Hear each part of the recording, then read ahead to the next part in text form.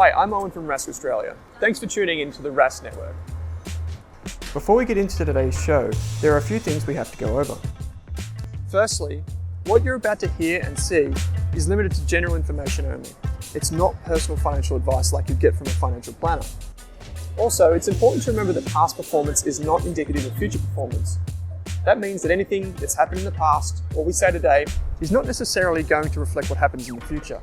Lastly, please consider that any of the guests or myself are featuring on this program may have a financial interest in some of the products or shares mentioned. That's enough from me. I hope you enjoyed today's program. Drew, Meredith, welcome back to the Australian Investors Podcast, mate. Thanks for having me again. Yeah, it's great, mate. We're continuing on our passive income series. If you do want to get in contact with us, be sure to send us an email, podcast@rask.com.au. Send us your questions because we're going to be talking and answering questions in the final installment of this 5-part series. But today we're on part 2, and we're talking about the defensive side of a portfolio. Not only the defensive side, but also the defensive alternative side of a portfolio. So here we're talking about bonds, we're talking about high yield, we're talking about credit in various guises, and we're going to break down Drew's, strategy for active versus passive across these buckets, how to think about alternatives. We might even mention, term deposits or TDs and those types of things too. Drew, just maybe to set the scene for our listeners, what are the most common types of bonds and bond funds or ETFs? And what place do they have in a diversified portfolio? Yeah, this is probably the most exciting part of portfolio construction, isn't it? Fixed income and bonds. Maybe it is. Oh, it's got to be. I'm stretching it there. I'm trying to get the energy and ramp it up a little bit. No, you're doing well. You're doing well. Three. I'll get serious. There's three types of bonds, which is quite confusing, and there's a lot of subtypes underneath. So government bonds, clearly US government, Australian government, that only takes the federal level of government. So in semi-government bonds, you probably think it's like public-private partnerships, but it tends to be more state government bonds fall into the semi-government, even though they're still government. They're just called semi-government for some reason. And then corporate bonds, so for instance, something issued by Woolies or Commonwealth Bank, and that can spread the entire part of a company's balance sheet or capital stack, as they call it. So there's asset-backed securities, there's hybrids, which we'll talk about, a massive spread of underlying subtypes there as well. Okay, so how big is the bond market, and why are we talking about this today? We know that there are standard 60-40 portfolios and all that sort of stuff, but why are we talking about it? Why is it important? Apparently, there's little stats I found over the weekend that the global bond market is $120 trillion US dollars. So massive in size. So you think every state, every country that's running deficit or has some sort of government debt, it's huge.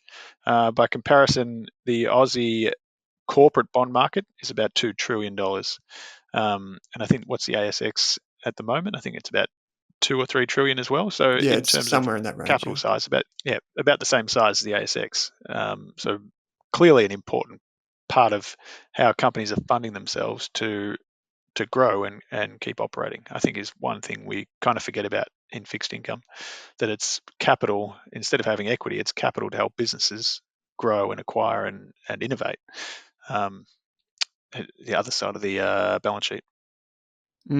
Yeah, so there are plenty of resources out there for people to learn about bonds, and I guess just like the basics of them. But like you said, it's a different part of the capital stack. We've got for a company, it's that permanent, or not permanent, but long-term funding typically pays in interest back to the investors, and they go and invest that money in projects with a higher ROI. And for governments, it's very much the same. It's used to stimulate the economy and so on and so forth. So why are we? What do investors get? Just a quick one. What do investors get from investing in bond portfolios? The old adage of diversification. So bonds should typically interact or perform differently in different market environments compared to equities. Bonds tend to outperform in recessions or difficult environments for equity markets. They provide haven't recently, but they provide income and pretty much close to guaranteed or the risk-free rate of income. And with that is capital security. So depending on who you're lending to, it's a legislated agreement that you get your money back at the end, or you get your $100 that you invested back at the end. So they're kind of the three benefits. And I think this 60/40 portfolio's had its worst start, one of the six worst starts in 100 years, according to another podcast I was listening Oh, to. wow.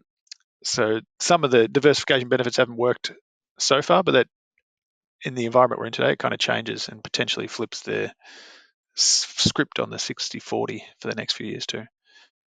Yeah, and we saw that during the GFC too, where a lot of things that investors thought weren't correlated turned out to move very similarly during that period of uncertainty. So it is important that when we look at diversifiers in portfolios that we acknowledge that uncertainty and that relationship. We've talked about Bitcoin not being, or at least some people did, talked about Bitcoin being a diversifier for portfolios. And as at the date of this recording, it's probably not turning out to be that so much.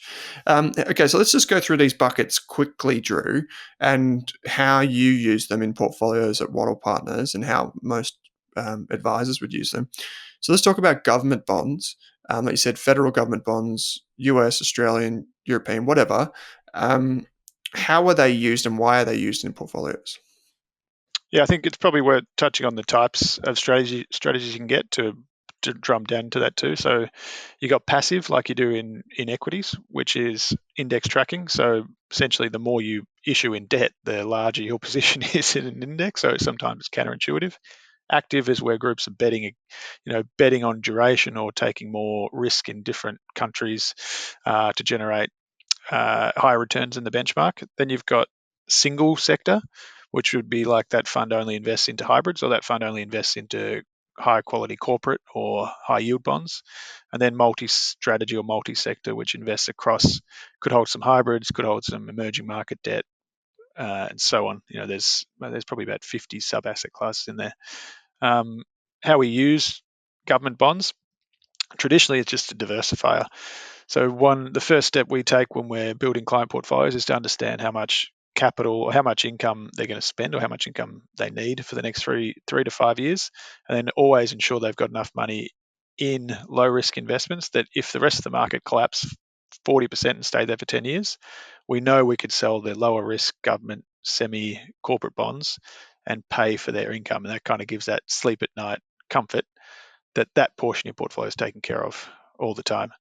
It's kind of been challenged this year, or at least the passive approach has been challenged this year because increasing interest rates has sent the value of bonds across the board down at the same time equity markets are falling.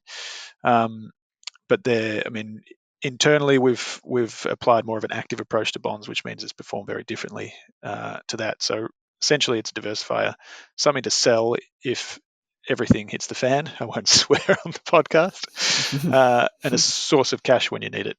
So, Drew, how about then semi-government bonds? Where would we have them sit in a portfolio, and how are they maybe different to, or if they're not different at all, to like federal government bonds?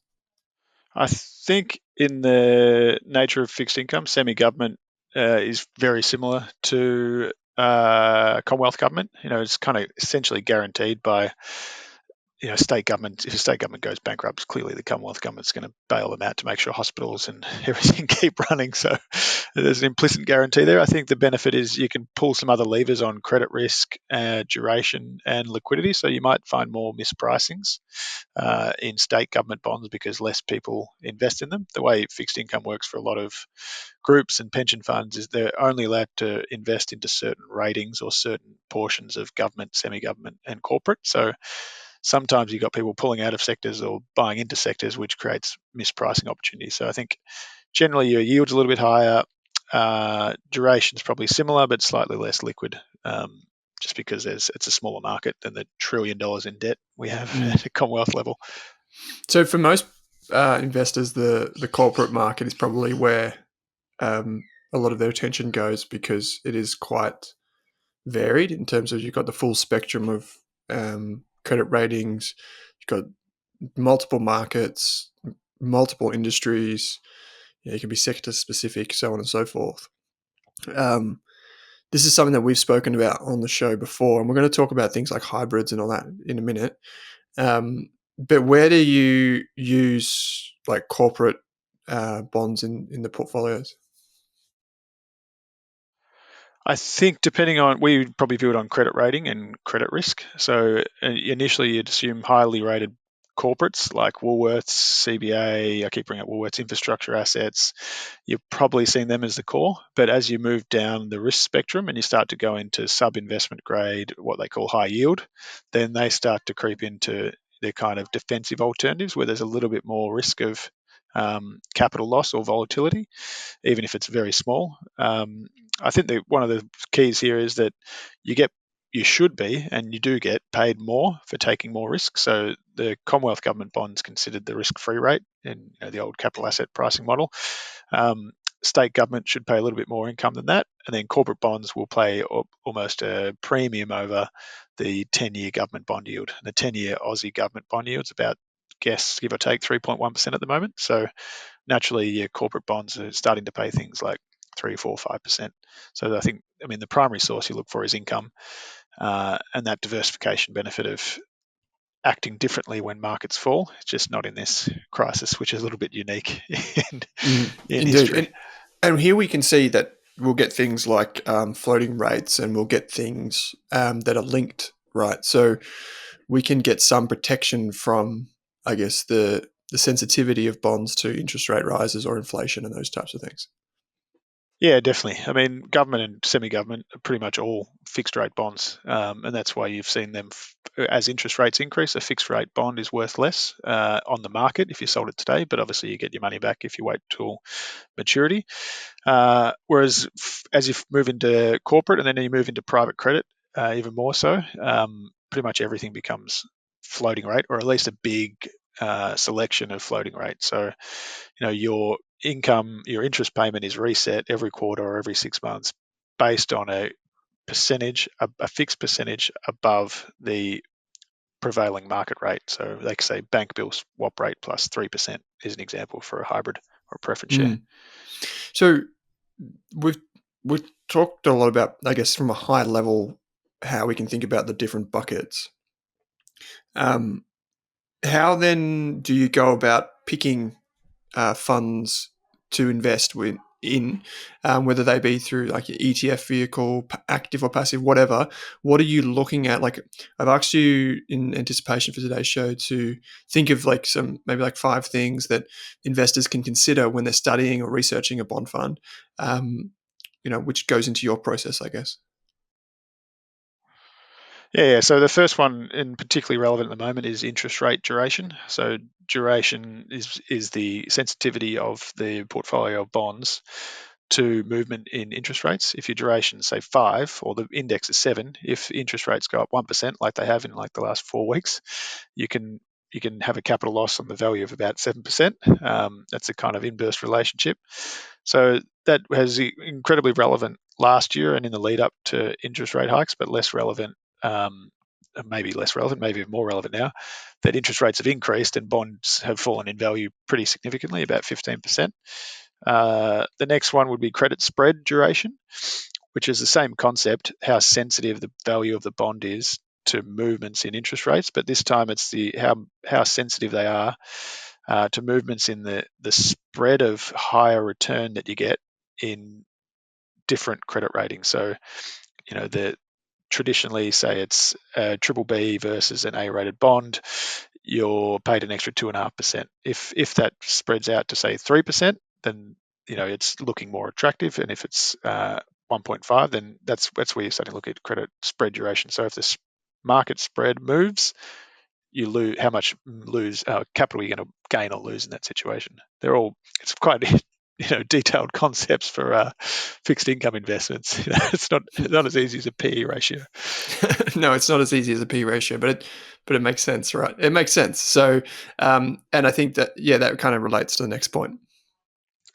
Credit quality. So, what is the credit rating of the individual bonds that are held in that portfolio, and what is the rating of that portfolio when it's all held together?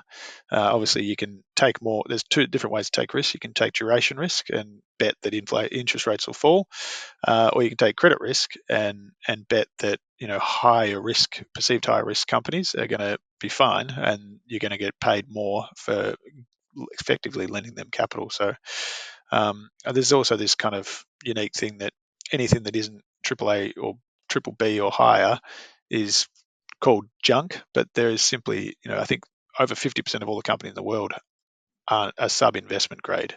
So those companies aren't all going bankrupt. They're just either not interested in getting a credit rating, it's too expensive, or not relevant to them, and they're happy to pay the higher rates that come with it. I think concentration would be the fourth. There's very little not equity upside. There's very little upside in fixed income and bonds. So you want to make sure you're protecting the downside as much as possible. So concentration, meaning you've got a diverse range of borrowers, same as you'd look at diversification in an equity portfolio. Sorry, Drew, just on that, what would be an example of a bond portfolio that is concentrated, or is this like a kind of depends on where it sits? If it's defensive alts or in the core, you might have like a very typical diversified bond fund in the core, but then you're happy to take concentration in the defensive alts. I think you always want diversification, whether it's in the core or not. I think you're going to be concentrated in a benchmark hugging or a passive strategy, because the US and Australian government bonds dominate about 60 to 70%, like the MSCI and equities. But just because there are so many issues, there's so many company-specific risks, the more holdings you get, the more true example you get of the bond market, not just of even a sub-sleeve of the bond market. You're trying to look at it in individual sleeves so you can assess the risk of each of those. And that's, it could be finding out what sectors they're lending to. Are they lending too much to leisure sectors, to tourism, to sectors of the economy that may be struggling, or property, or wherever it happens to be? And the last one is pretty simple, which is yield. So running yield being the kind of the trailing interest you've been paid based on the most recent payment, and yield to maturity, which is based on the dollar value you paid today, what annualized yield you're going to get if that's repaid at $100 at the end of the term. Okay. And I know there's one extra thing that you wanted to tack on the end here, which is, I guess, just the size and experience. So can you tell me a bit more about this?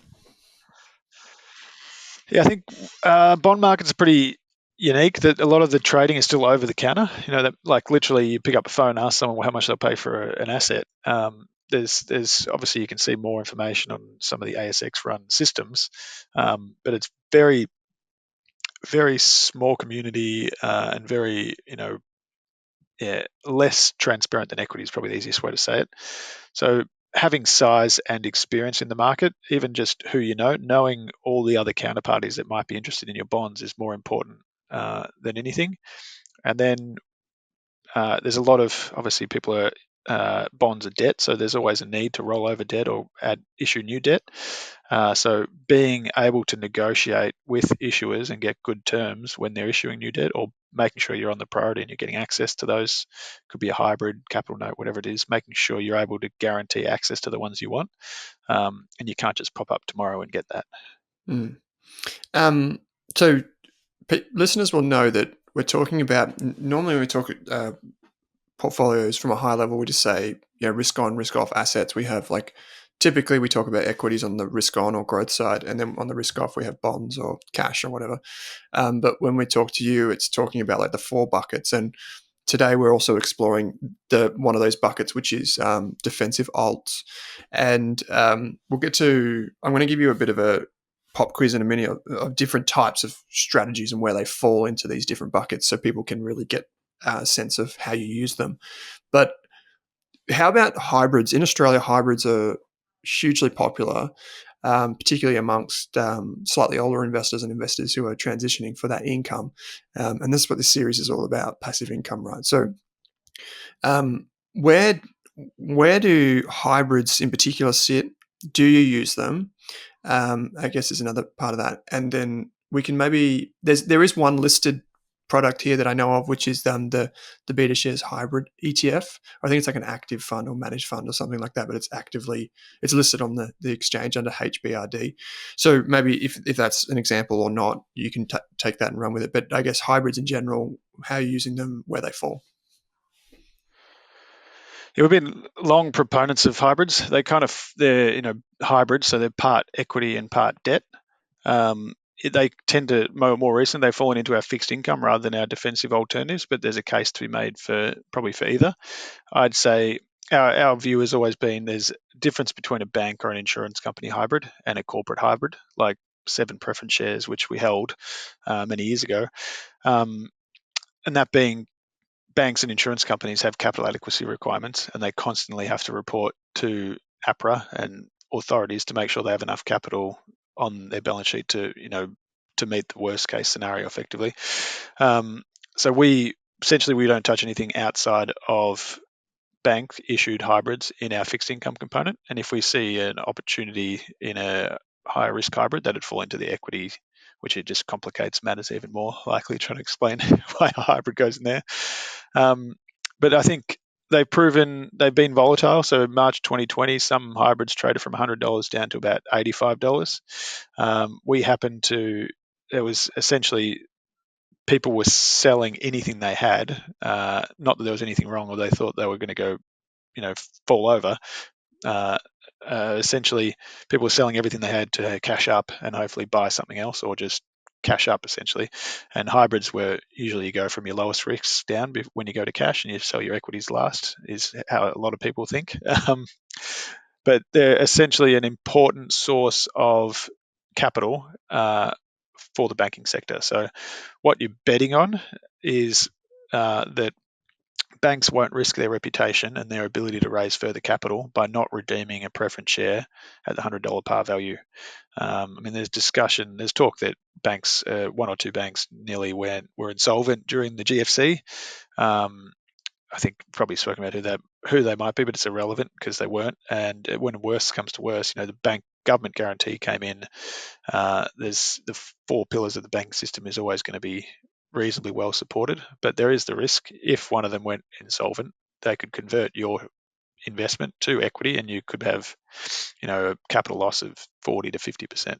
We think that's incredibly unlikely, and the higher yield, which at the moment I think is about 4 to 4.5%, is more attractive. It is enough kind of reward for the very small risk of that happening. Was there, Drew? I was just googling. Did the NAB hybrids get converted during the COVID crash? I'm trying to think off the top of my head.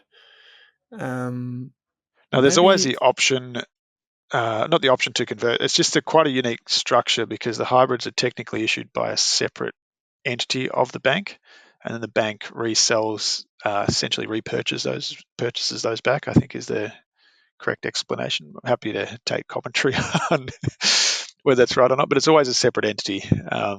If you convert a debt instrument to equity, you're not going to be raising that debt instrument again, or you're going to be paying 7 or 8% to do it, which is the reputation risk that they carry if they don't. Yeah, right. Because I shouldn't be doing this live on air, but I remember seeing that some of the NAB hybrids got whacked during COVID, but it could have just been like just the face value, like the price of the hybrids. But okay. So I've kind of taken us on a bit of a tangent there. So you could make a case for them fitting in either side. We happened to buy in during that period. Okay, right. And yeah. Did you keep holding them, or was it just more like an arbitrage, shorter term play? No, so there was a very big difference between the performance of hybrids that we're going to redeem in the next 12 months and hybrids that we're going to redeem in 5 years. The longer term ones fell off significantly more. So while some fell from 100 to 95, others fell from 100 to 85. So we saw this arbitrage, made the decision that we didn't think the banks would collapse, sold the short, bought the long. They all traded back to 100 within about 4 weeks. It was the quickest kind of arbitrage I've seen. And it was there's sort of additional returns you can generate. And a few other kind of listed investment trusts had a similar experience where it was due to the forced seller rather than a problem with the investment. Okay, It's quite interesting. Yeah, so that if there's that type of dislocation again, I think that's a good way to kind of compartmentalize that. Like, where is the issue coming from? Like you said, if there's, and you said it before about the timing and strategies of institutional capital on the bond side of portfolios, bond markets, how that can impact things. So, so again, we're talking about like defensive and defensive alts. I'm going to just give you, say, 4 things and 4 different types of products or investments that people could make. And I'm going to be very specific here about the types of investments. And I'm going to ask you to give me just like a 20-second response to these, like where they fall, if they're purely defensive or if they're defensive alts for you at Wattle Partners. And maybe just imagine like, I don't know, a 50-year-old couple or single investor balance risk profile. So just like really generic. And obviously when we answer these questions, we're just being very general in nature. We're not talking about anyone in particular. Just want to emphasize that. But on the show in the past, Drew, and I'm going to ask you for allocations as well. So not just where do they fall, but how much could potentially go into this type of investment. So on the show in the past, we had Andrew Swartz from Qualitas. So this is a high quality real estate debt fund. It's listed on the ASX under the ticker symbol QRI. Where would this fall? I tend to, without knowing the product that well, I tend to say defensive alternatives, high yield, singular kind of asset class exposure to property underneath. So likely in defensive alternatives because it's listed, it'll be a bit more volatile. So we kind of separate volatility, fixed income versus defensive alternatives. And I'd say anywhere from 10 to 20% of that defensive alternative sleeve, which means, you might have 5 investments in your defensive alternative sleeve. Okay, that makes sense. And how about something like vanilla, like the Vanguard Australian Fixed Interest ETF? It trades under the ticker symbol VAF. Core. So you're tracking the Bloomberg Global the Australian Aggregate Bond Index. So essentially, it's 60% or 70% Australian Commonwealth government bonds. Core now probably 50%. If you talked to me in December last year, I would have said don't hold anything because it's long duration. But that's starting to change. But in a normal environment where you're expecting bonds to perform well and or provide a ballast, then you're looking at as much as 50% of your core fixed income allocation. Yeah. So just to emphasize then, so if you're saying if you're at a 60-40 portfolio and hypothetically you had, of that 40%, 30% was in your core, then you're saying 50% of that, just to confirm where we're going with this. Yeah. Okay. I just say 40%. Yeah. Just say it's all core. That's the easiest way to assume it. Yeah. But so people, we just don't want you to think that it's like 50% of all of your risk off assets should be in this one ETF. Okay. So what about a REIT? So we've had REITs on the show before, like managers and whatever, and there are certain aspects of it where people might be thinking, it pays a reasonably consistent yield. It's diversified, like something like Goodman Group, which is a massive part of, say, the VAP ETF here in Australia. Where would something like Goodman Group, a REIT, sit? So when we look at defensive versus growth alternatives, we think it fits property and real estate, and infrastructure fits into alternatives. We look at what's the history of capital losses and what's the volatility. REITs have been more volatile or similarly volatile to equity markets, so it fits into growth alternatives for us because it's a bit more equity-like. Probably even though the asset base would be potentially the same, unlisted longer-term trusts probably fit more closely to defensive alternatives because they're less volatile. And Goodman Group's down at I think more than 10% or something recently, but high quality. So growth alternatives. And then within that, you're probably having 5 to 7 individual investments, so 10 to 15% of the growth alternatives bucket. Yeah, okay. But so this is interesting because some people would see REITs as a defensive play for whatever reason. So like whether it's inflation being linked to inflation and higher CPI pushing rental yields higher or whatever. Okay, so that's growth alternatives. Final one, which is probably a bit of low-hanging fruit, which is like, imagine you've got like a Macquarie Bank account, you've got a TD, like term deposit, where does that sit?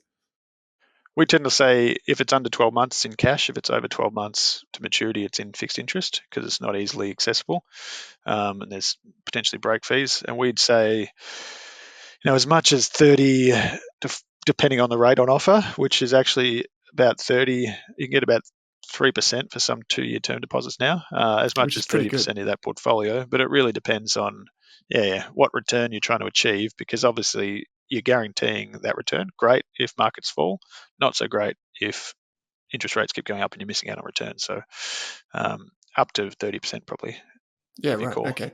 It's crazy. Like, do you think a year ago we were talking about lucky to get a 1% interest rate, and now we're getting 3% potentially on some bank accounts and term deposits? Okay, so just to recap there, in terms of where they sit, we've got like a real estate debt fund that would be in defensive alts. Then we've got the VAF ETF, which is diversified Aussie fixed interest. That's right in the core fixed income allocation. A REIT like Goodman Group is growth alternatives, not defensive alternatives, and a TD, depending on what it is cash or fixed interest in that core. Okay, great. So I guess the one thing that's really interesting to investors right now is credit and high yield. You mentioned before that sub-investment grade could be as much as 50% of issues sit below that line. How can investors access that marketplace? Because can they go directly like they can with equities, or what's the preferred way in your opinion? I think the challenge of bond and fixed income markets is they're structured for wholesale and institutional investors. So the minimum investment in some cases like $1 million for a single bond, and no one can do that. So we tend to use specialist fund managers in different sectors of the market. There's a growing range of what do you call them, securitization groups that also apply for $50 million in bonds and then break them up and separate them out. We've never gone along that track, adding another broking firm. We think we can generally get an expert in the industry that'll manage an entire portfolio with a single objective, rather than trying to put together bond issues on a regular basis. I think hybrids you can clearly buy on the ASX or through the ETF we might have discussed earlier. And then we tend to go look at all the different sleeves of the fixed income market. Which parts of the capital stack of company do we want to be exposed to? Like real estate backed credit, like Qualitas mortgages, commercial property backed debt, normal corporate debt, green bonds, so bonds issued by, say, Woolies that have to put solar panels on their roof, private equity, so lending money to private equity that is taking over companies. There's a growing and massive range of opportunities there, and you can get very niche in terms of exactly what security you want and what groups you want to partner with. We'll get to some of like whether you go passive or active in certain things in just a moment, but do you have some examples of managers that you've found to be really impressive across any of these buckets? So like whether it's credit, whether it's Aussie fixed interest, global fixed interest, semis, whatever. Any managers that stood out to you or currently stand out to you, and why? I'd be interested in the why. Yeah, and I think there'd be a different one for each part of the capital stack. So Coolabah, have you interviewed Chris Joy before? Yeah. They do basically. He's one of the smartest in Australia at like Australian government bond and semi-government. And then I think he manages one of BetaShares hybrid ETFs as well. That might be the active management. And then we slip into different parts of the asset classes. So metrics, I think you've maybe interviewed Andrew Lockhart. So he's basically I haven't actually. Massive. That's another one for the list. Non-bank financial institution. Something like, is it 0 to maybe it's 8 billion or more? Sorry if it's wrong.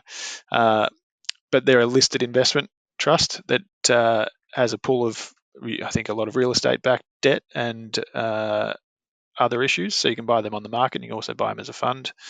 Yarra Capital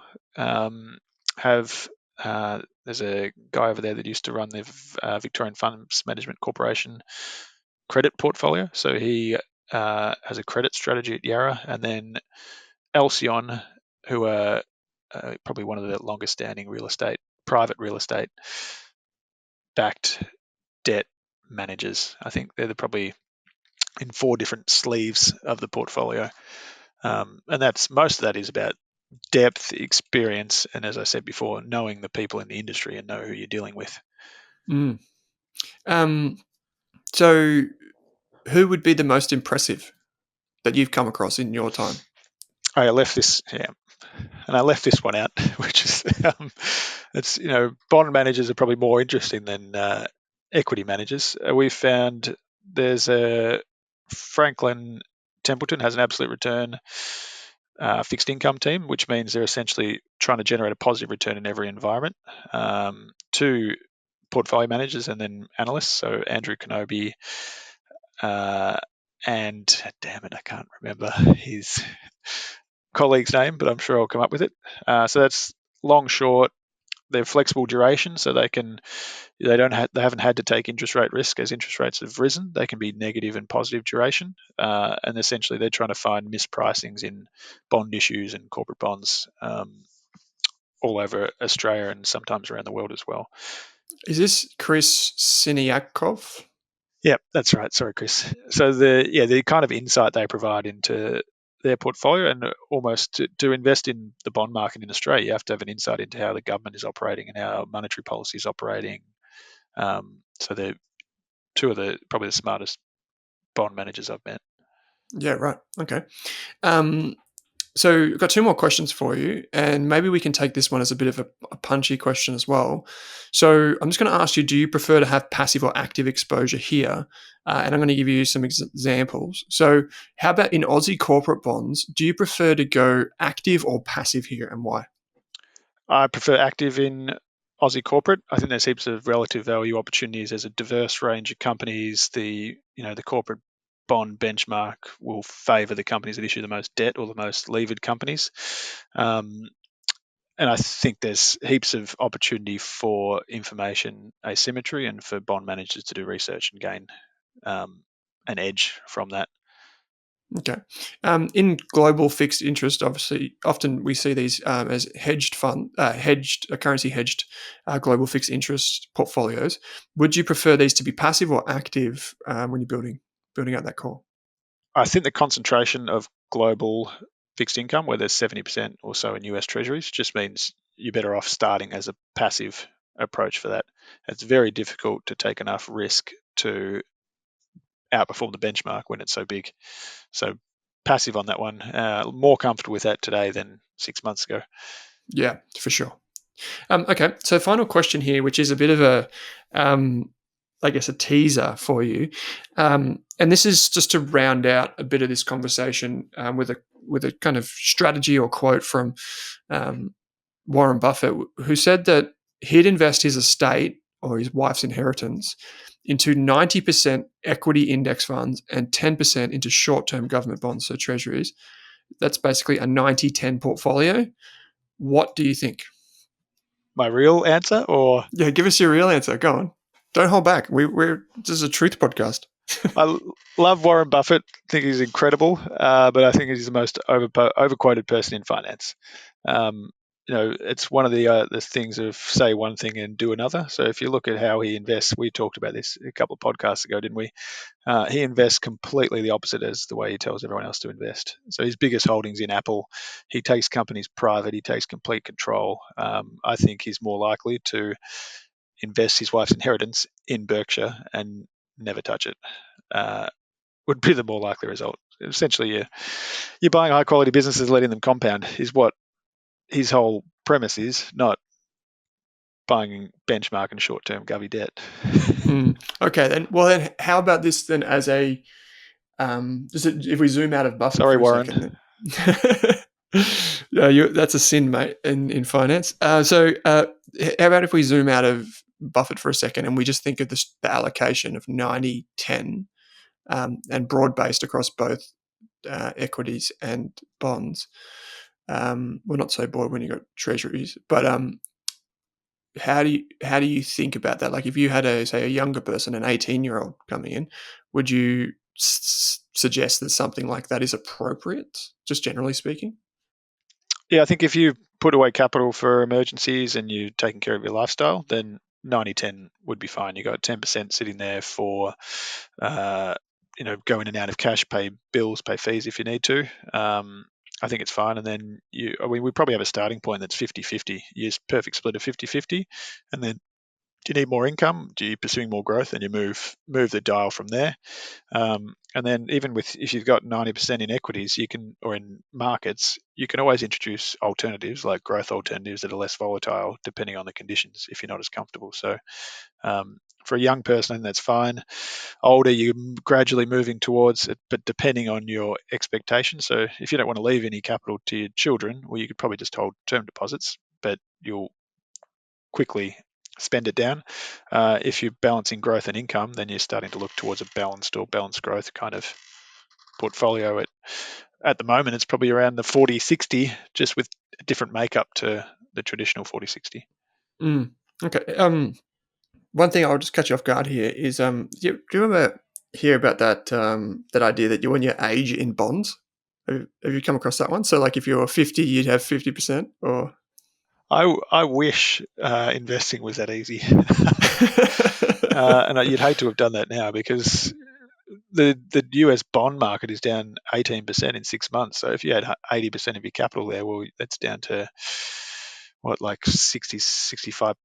You've lost 15% in 6 months. So I think there's so many other considerations to have there. And really, you just got to tie how much you have in low risk to what return you want to achieve, because ultimately that is the drag on your returns over the long term. So if you need 3% per annum, then buy a term deposit.